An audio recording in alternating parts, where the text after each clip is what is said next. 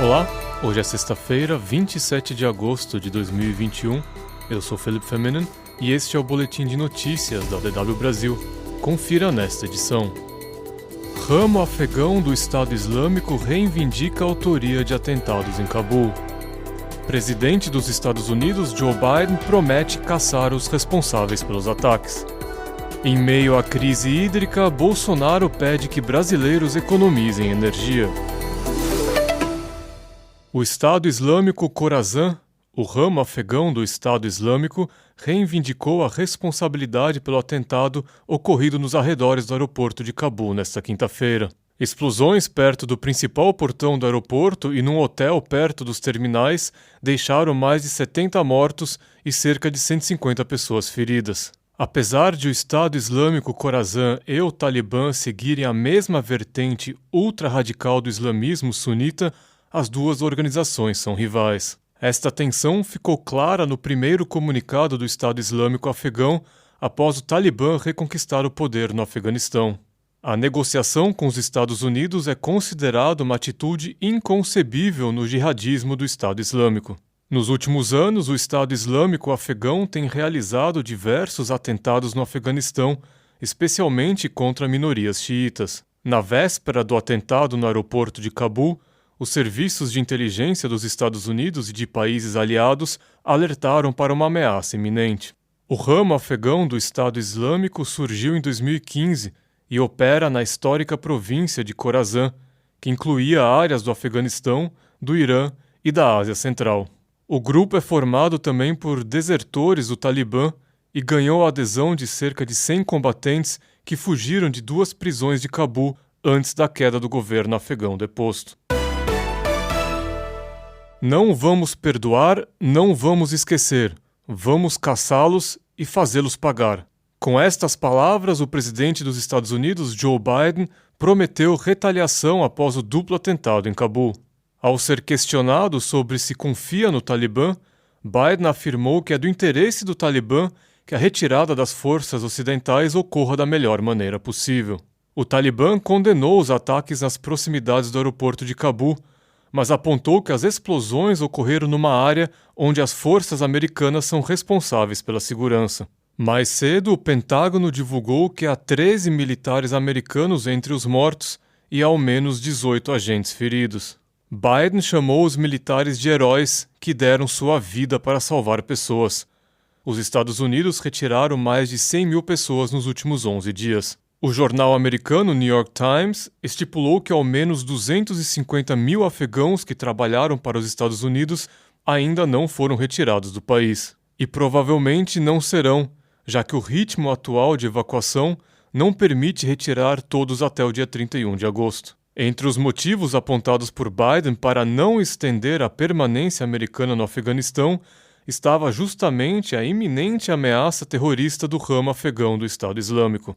Apesar dos ataques, Biden garantiu que os Estados Unidos continuarão com a missão de evacuação até 31 de agosto. Ele prometeu ainda que, mesmo após a retirada das tropas ocidentais, seu governo encontrará outros meios de tirar cidadãos americanos e seus aliados do Afeganistão.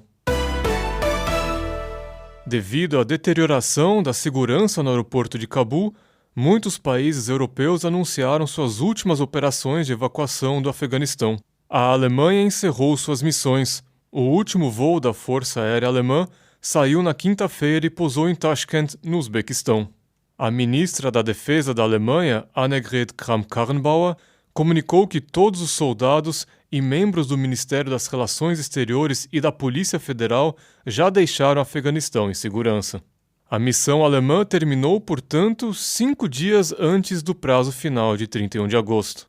O governo alemão divulgou que a Alemanha retirou pouco mais de 5 mil pessoas de 45 diferentes nacionalidades em 11 dias de operações. Com o iminente fim das operações de resgate, o aeroporto de Cabul deve afundar ainda mais em caos. Atualmente, há 5 mil pessoas dentro do aeroporto à espera do embarque em algum dos aviões de evacuação. Outras dezenas de milhares se aglomeram do lado de fora dos portões, na espera de fugir do país. A Justiça Federal acatou o pedido da CPI da pandemia e derrubou o sigilo sobre os documentos que tratam da compra da vacina indiana Covaxin. O sigilo havia sido imposto pelo Ministério da Saúde. Os arquivos haviam sido enviados em julho à CPI, mas o Ministério da Saúde suspendeu o acesso no início de agosto, sob a alegação de que o processo ainda estava em fase preparatória. O contrato da compra da Covaxin foi encerrado após uma série de denúncias de irregularidades, entre elas a constatação de fraude nas documentações enviadas pela Precisa, a empresa que atuou como intermediária entre o fabricante indiano e o Ministério da Saúde. A decisão liminar afirma que o governo federal não apresentou elementos concretos que justificassem o sigilo. O acesso às informações vai permitir que a CPI da pandemia tenha condições de esclarecer dúvidas a respeito do contrato, que se tornou uma das principais linhas de investigação da comissão. O presidente Jair Bolsonaro fez um apelo para que a população economize energia. Em transmissão nas suas redes sociais, Bolsonaro falou sobre a crise hídrica no Brasil, afirmou que o país está no limite do limite e pediu que os brasileiros apaguem um ponto de luz em suas casas. A crise hídrica se agravou nas últimas semanas com a persistência de seca em diversas regiões do país. Boa parte das represas está em torno de 10% a 15% de armazenamento. Algumas hidrelétricas poderão ter que ser desligadas caso a situação não melhore. O governo afirma que não haverá racionamento de energia elétrica. O Ministério de Minas e Energia anunciou um plano de descontos na conta de luz para os consumidores que economizarem voluntariamente. O Ministério não detalhou o plano, apenas diz que a medida deve entrar em vigor no início de setembro. Mais informações você confere à tarde, na segunda edição do Boletim de Notícias da DW Brasil.